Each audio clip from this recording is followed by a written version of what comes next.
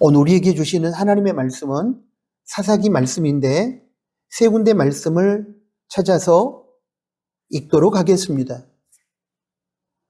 먼저 사사기 18장 1절입니다. 그때 이스라엘에 왕이 없었고 단지파는 그때 거주할 기업의 땅을 구하는 중이었으니 이는 그들이 이스라엘 지파 중에서 그때까지 기업을 분배받지 못하였음이라. 그 다음으로 19장 1절입니다. 이스라엘에 왕이 없을 그때에 에브라임 산지 구석에 거류하는 어떤 레위 사람이 유다 베들레헴에서 첩을 맞이하였더니, 마지막으로 사사기 21장 25절 말씀입니다. 그때에 이스라엘에 왕이 없으므로 사람이 각기 자기의 소견에 옳은 대로 행하였더라. 아멘. 방금 봉독한 사사기 말씀들을 통해 오늘은 다음 세대 겨울 영적 대각성 집회 두 번째 설교, 희망은 있는가라는 제목하에 들려주시는 하나님의 음성을 듣겠습니다. 사랑하는 나누는 가족 여러분, 그리고 다음 세대 젊은이 여러분, 희망은 있는가라는 제목하에 우리는 다음 세대 겨울 영적 대각성 집회를 지난 주일 2월 2일 주일부터 시작했습니다. 오늘은 이어서 같은 제목하에 두 번째 설교를 나누도록 하겠습니다. 우리는 지금 사사기 말씀을 통해서 당시 사사시대 이스라엘 공동체의 타락한 신앙과 삶의 양태 세 가지를 살펴보고 있는데, 지난 2월 2일 주일 설교에서는 그 중에 한 가지인 편리함을 추구하는 편의주의 또는 편리주의 사고 방식을 찾아보았습니다. 이제 오늘 설교에서는 나머지 두 가지 중에 또 다른 하나를 찾아보도록 하겠습니다. 둘째, 사사시대의 타락한 신앙과 삶의 양태는 하나님의 절대적 권위를 인정하지 않는 불신앙으로 나타났습니다. 사사기 18장 1절과 19장 1절 그리고 사사기 21장 25절에 보면 똑같이 동일한 내용의 문장으로 시작되는 것을 알 수 있습니다. 사사기 18장 1절입니다. 그때에 이스라엘에 왕이 없었고, 사사기 19장 1절입니다. 이스라엘에 왕이 없을 그때에, 사사기 21장 25절입니다. 그때에 이스라엘에 왕이 없으므로. 이 말씀들을 보면서 한 가지 의문점을 갖게 됩니다. 그것은 당시 이스라엘이 주변 국가들과는 달리 왕 제도를 허용하지 않고 하나님께서 사사를 세우시고 당신께서 왕으로서 사사를 통해 이스라엘 공동체를 다스렸는데 왜 왕이 없다고 기록하고 있느냐 하는 것입니다. 그렇다면 하나님께서 왕으로 다스리는 신정국가 체제를 유지했던 당시 이스라엘 공동체는 엄연히 하나님께서 왕일진데 왜 사사기는 왕이 없다고 적고 있는 것일까요? 이에 대한 대답을 찾기 위해서 사사기 마지막 구절인 사사기 21장 25절을 다시 한번 보겠습니다. 그때에 이스라엘에 왕이 없으므로 사람이 각기 자기의 소견에 옳은 대로 행하였더라. 사사기 21장 25절은 사사기 전체를 관통하는 주제요, 당시 사사 시대를 특정짓는 문장입니다. 여기 보면 당시 이스라엘 공동체는 겉으로는, 입으로는 하나님이 왕이라고 말했지만 실제 마음 중심에는 하나님을 왕으로 인정하지 않았고, 그러므로 실제 삶의 자리에서는 하나님 뜻대로 살지 않고 자신이 왕이 되어 자기 소견에 옳은 대로, 자기 살고 싶은 대로 인생을 살았음을 알 수 있습니다. 이처럼 겉으로만 말로만 하나님을 왕이라고 했을 뿐 실제로는 자기가 왕이 되어 자기 살고 싶은 대로 살았던 시대였기 때문에 사사기 18장 1절, 사사기 19장 1절, 사사기 21장 25절은 당시 사사시대에 왕이신 하나님이 실제로는 없었다고 적고 있는 것입니다. 정리하면 당시 사사시대는 진정한 왕이신 하나님을 마음 중심에서 인정하지 않음으로 인하여 실제 삶의 자리에서는 자기 자신이 왕이 되어 자기 소견에 오른 대로 살았으며 또한 하나님의 뜻을 무시하고 자기 살고 싶은 대로 살아가는 삶의 모습을 통해 그 시대의 진정한 왕이 하나님이 아니라 자기 자신이었음을 방자하게도 드러내었던 것입니다. 그렇다면 여러분, 지금의 우리는 어떻습니까? 하나님께서 우리 마음의 중심의 보좌에 왕으로 좌정하시고 그로 인하여 우리가 왕이신 하나님의 뜻을 따라 살고 있습니까? 아니면 겉으로만 말로만 하나님이 왕이라고 하면서 실제로는 자신이 왕이 되어 자기 마음대로 인생을 살아가고 있지는 않습니까? 당시 사사시대가 하나님을 왕으로 인정하지 않고 그러므로 인하여 하나님의 말씀을 무시하고 자기 소견에 오른 대로 살았다는 것은 한마디로 당시 사사시대가 하나님의 절대적 권위를 인정하지 않는 불신앙의 시대였음을 증명하는 것입니다. 그런데 놀라운 사실은 그 시대가 겉으로는 하나님께서 왕으로 다스리는 신종국가 체제 시대였다는 사실입니다. 이 사실은 오늘의 우리들에게 시사하는 바가 큽니다. 우리는 지금 예수님을 믿고 교회에서 종교 행위를 하면서 하나님을 왕으로 모시며 산다고 말하고 있고 집 대문에 교패를 붙여놓기도 하고 차량 뒷유리에 크리스찬임을 상징하는 물고기 표식의 스티커를 붙여놓기도 합니다. 마치 사사시대 사람들이 겉으로 하나님을 왕이라고 했듯이 말입니다. 그런데 사사시대 사람들이 정작 삶의 자리에서는 하나님을 왕으로 인정하지 않고 자신이 왕이 되어 자기 마음대로 인생을 살았듯이 오늘날의 자칭 크리스천들 중에는 교회에서 종교 행위를 하면서 마치 크리스천처럼 보이긴 하지만 정작 구체적인 삶의 영역에서는 하나님의 말씀을 무시한 채 자기가 하나님이 되어 자기 마음대로 살아가는 사람들이 의외로 많다는 사실에 우리는 긴장하고 두려워해야 합니다. 만약 이런 식의 신앙생활을 지금 하고 있다면 우리는 자신의 실체에 대하여 정확하게 진단할 수 있어야 할 것입니다. 이런 경우에 우리는 겉으로는 말로는 명목상으로는 크리스천일지 모르지만 실제로는 하나님의 절대 권위를 인정하지 않는 불신앙의 사람으로 살아가고 있는 것입니다. 이것이 타락이고 이로 인하여 우리의 삶은 꼬이고 어그러지고 세상은 절망 가운데 빠지는 것입니다. 지난주에도 말씀드렸지만 그럼에도 불구하고 희망은 있습니다.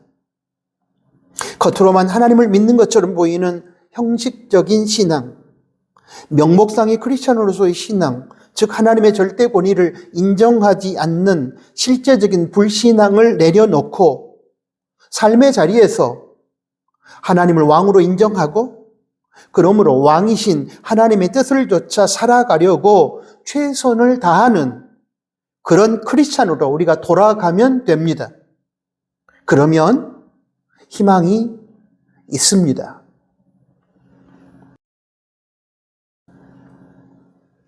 우리 안에 존재하는 하나님의 절대적인 권위를 인정하지 않는 불신앙의 모습을 가정을 예로 들어 설명드리겠습니다. 우리가 겉으로는 크리스천 가정이라고 말하지만 실제적으로는 하나님의 절대 권위를 인정하지 않는 세속적인 가정으로 살아가는 경우가 많습니다. 일반적으로 우리는 세 가지 종류의 가정 중에 어느 하나에 소속되어 살아가고 있습니다. 먼저 전통적인 가정입니다. 이 가정에서는 하나님을 믿는 가정임에도 불구하고 대부분 주로 아버지, 가끔은 어머니가 절대 권위를 갖고서 왕으로 군림하며 자기들 마음대로 가족을 이끌어가는 권위주의적인 가정입니다. 이 가정은 하나님이 왕이라고 말은 하지만 실제 왕은 아버지나 어머니입니다. 이 가정에서는 구성원들의 다양한 목소리가 인정받지 못하기 때문에 인격적이고 수평적인 대화가 존재하지 않고 권세를 가진 자의 일방적인 명령만 존재하는 가정입니다. 다음으로 현대적인 가정입니다. 이 가정은 하나님을 믿는 가정인 것은 맞지만 아버지, 어머니가 하나님으로부터 부여받은 권위를 인정받지 못한 채 가족 구성원들이 자기들 살고 싶은 대로 살아가는 가정으로서 권위의 아노미 현상, 권위 부재, 권위 상실의 현상이 일어납니다. 이 가정의 특징 중에 하나는 대화를 하다가 갈등이 생겼을 때 최종 권위를 갖는 절대적인 기준이 없기 때문에 결국은 싸움으로 끝난다는 사실입니다. 이 가정의 구성원들은 자기들의 목소리만을 높이며 다른 구성원들을 인정하지 않습니다. 서로를 배려하지 않고 다툼의 세상을 연출합니다. 마지막으로 성경적인 가정입니다. 이 가정은 하나님께서 왕으로서 절대적 권위를 갖고 그 아래 가족 구성원들이 서로 지체를 이루고 자신의 역할에 맞는 권위와 책임을 갖고 최선을 다하는 가정입니다. 하나님의 권위를 인정하고 그 권위와 기준 하에서 서로를 인정하고 존중하는 대화가 있고 대화의 결론이 나지 않을 때는 절대 권위를 갖는 하나님의 말씀을 기준으로 삼아 현명하게 마무리를 하는 가정입니다. 방금 살펴본 것처럼 전통적인 가정이 문제가 많은 것은 사실입니다. 그러나 이에 대한 반발로서 나타나는 권위 부재, 권위 상실, 권위 아노미의 현상에 현대적인 가정 또한 문제가 많습니다.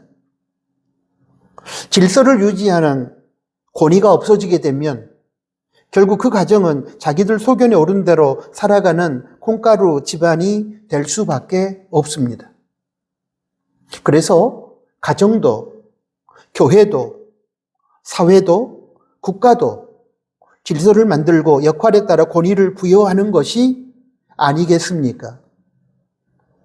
그렇게 하지 않으면 그 공동체는 무질서한 채로 타락의 늪에 빠져 살다가 망하게 되는 것입니다.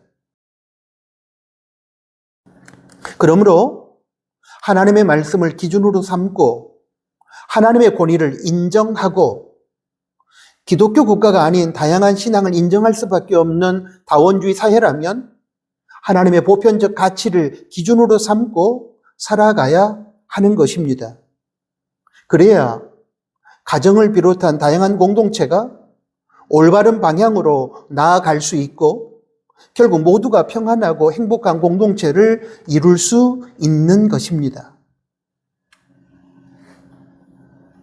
이런 차원에서 우리 각자는 형식적인 크리스찬으로서 명목상의 크리스찬으로서 말로만 하나님을 왕이라고 말하면서 정작 삶의 자리에서는 자기가 왕이 되어 자기 마음대로 살아가는 교만하고 방자한 삶을 내려놓고 속히 성경적인 크리스찬, 하나님을 마음의 중심의 왕으로 모시고 삶의 자리에서 왕이신 하나님의 뜻을 따라 살아가는 사람으로 거듭나야 할 것입니다. 가정도 마찬가지입니다. 가족 구성원 각자가 자기 소견에 옳은 대로 살아가는 콩가루 집안이 되면 안 됩니다. 또한 부모가 절대적 권위를 가지고서 자녀를 인격적으로 대하지 않고 자녀의 의견을 묵살해버리는 권위주의적이고 독재적인 집안이 되면 안 됩니다. 오직 하나님을 그 가정의 진정한 왕으로 모시고 하나님 안에서 가족 구성원들의 인격을 존중하며 하나님의 말씀을 기준으로 삼고서 모든 결정을 하고 살아가는 그런 성경적인 가정이 되어야 합니다. 그런 가정이 작은 천국인 것입니다. 그렇다면 사랑하는 교우 여러분, 저와 여러분의 가정은 어떻습니까?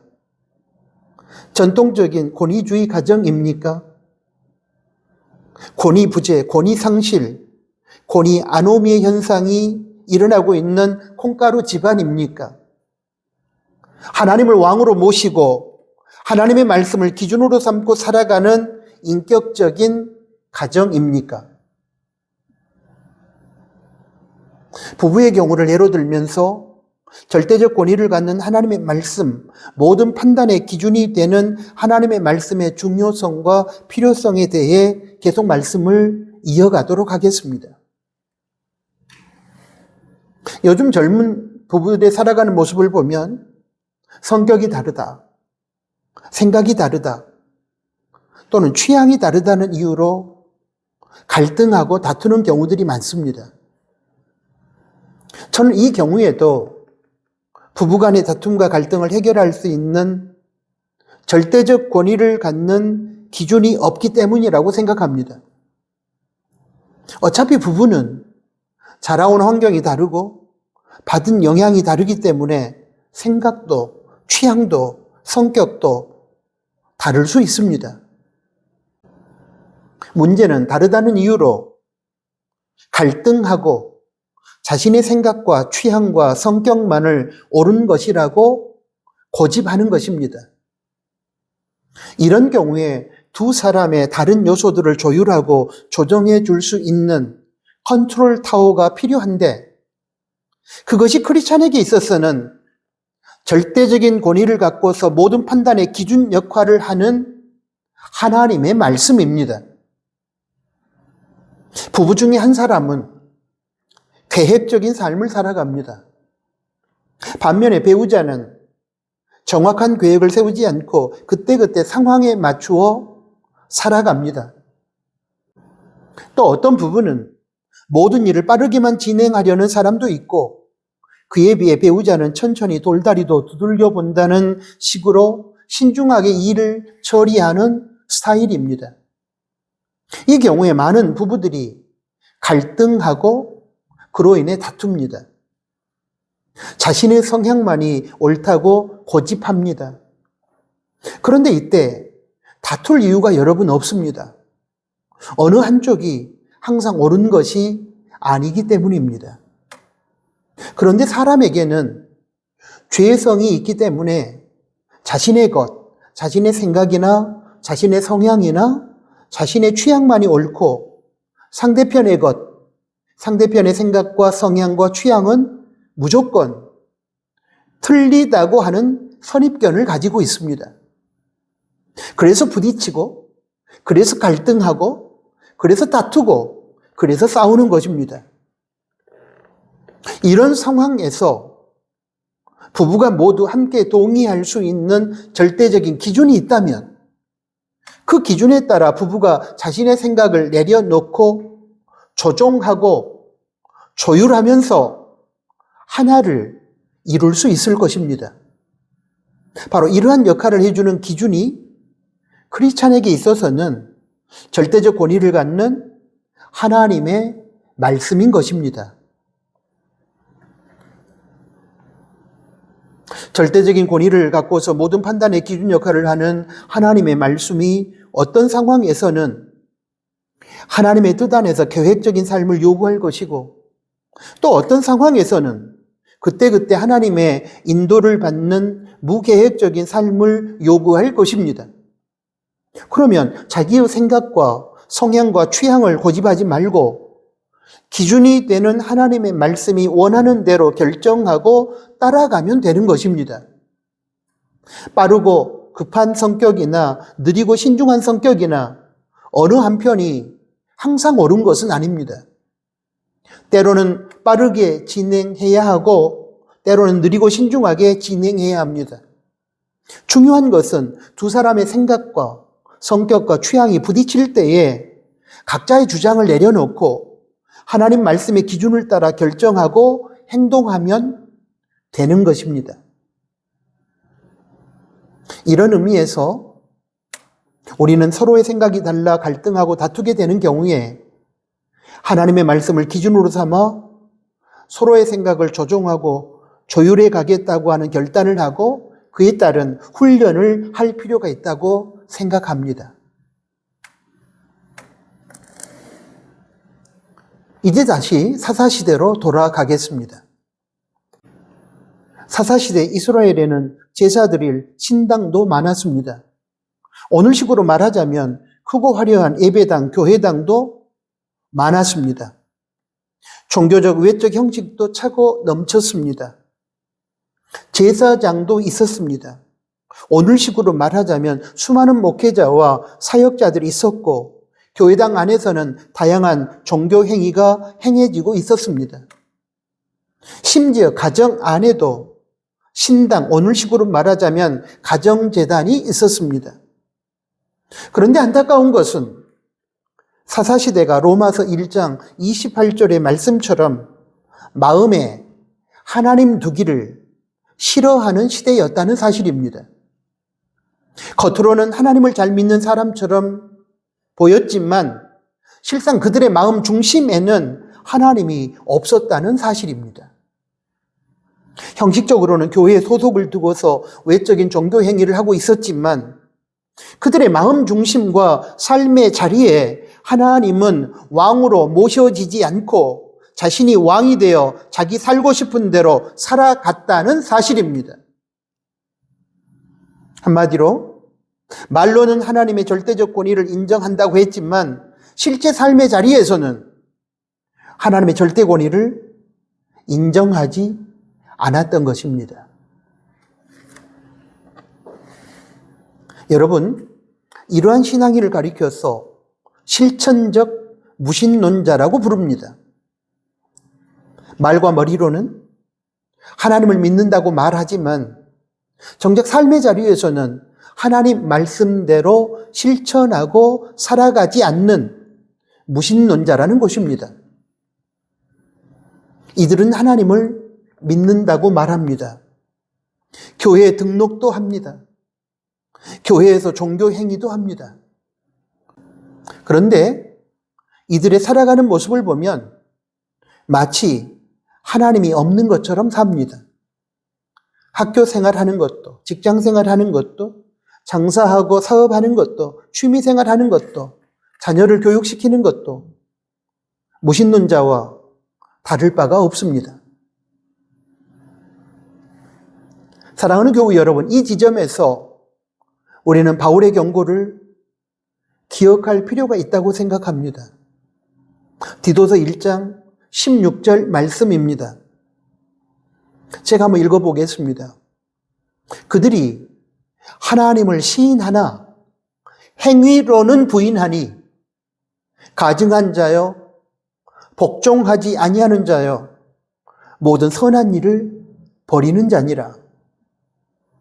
하나님은 바울의 입을 통해서 겉으로만 하나님을 믿는 채 하면서 실제로는 하나님의 말씀대로 실천하며 살아가지 않는 실천적 무신론자를 향하여 가증한 자여, 불순종하는 자여, 선한 일을 버린 자라고 경고하셨습니다. 그리고 이 경고의 메시지를 통하여 타락한 시대를 살아가는 형식적인 크리스찬, 명목상의 크리스찬들, 실천적 무신론자들이 속히 하나님을 왕으로 모시고 삶의 자리에서 하나님 말씀대로 순종하며 살아가는 실천적 신앙인, 실천적인 크리스찬으로 돌아오기를 기대하고 계십니다.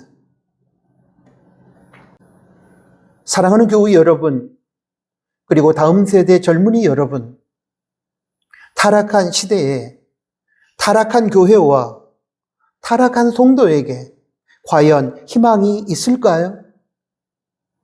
예, 있습니다.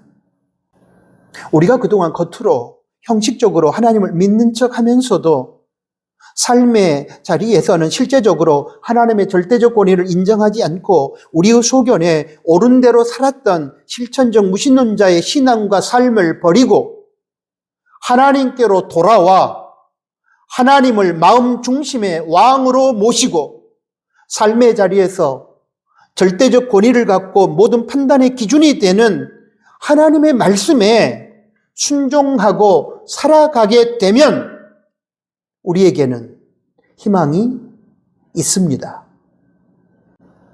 바라기는 우리가 타락한 사사시대에 하나님의 절대 권위를 인정하지 않고 살았던 그 불신앙을 절대로 되풀이하지 않았으면 좋겠습니다. 하나님 아버지, 2025년 다음 세대 겨울 영적 대각성 집회 두 번째 말씀을 저희들에게 허락해 주셔서 감사합니다. 타락한 시대, 타락한 교회, 타락한 우리 성도들에게 희망은 과연 있는 것인지 질문하게 하시고 그 답을 찾게 해주셔서 감사합니다. 하나님을 믿는다고 말하지만 겉으로는 하나님을 믿는 척 같지만 실제적으로 우리의 마음의 중심에 우리의 삶의 자리에서는 하나님을 왕으로 모시지 않고 그러므로 하나님의 뜻대로 살지 않고 자기가 왕이 되어 자기 소견에 오른 대로 살아가는 우리들의 허물, 우리들의 악함을 보게 해주셔서 감사합니다. 타락한 시대지만 이제 우리가 우리의 마음 중심의 삶의 자리에 왕으로 하나님을 모시고 그 하나님의 말씀에 따라 순종하며 살아가는 실천적 크리스찬이 된다면 우리에게 희망이 있다는 사실을 깨우쳐 주셔서 감사합니다. 우리가 어떤 상황 속에 살아가든지 간에 우리 사랑하는 다음 세대 젊은이들이 어떤 환경 속에 놓여 살아가게 되든지 간에 하나님을 왕으로 모시고 그 하나님의 말씀에 순종하여 살아가는 실천적 크리스천으로서 살게 하시고 그로 인하여 하나님께 영광을 돌리게 하시며 그런 우리들로 인하여 이 세상이 밝아지는 그런 날을 기대하며 살게 하여 주십시오. 예수 그리스도의 이름으로 기도합니다. 아멘.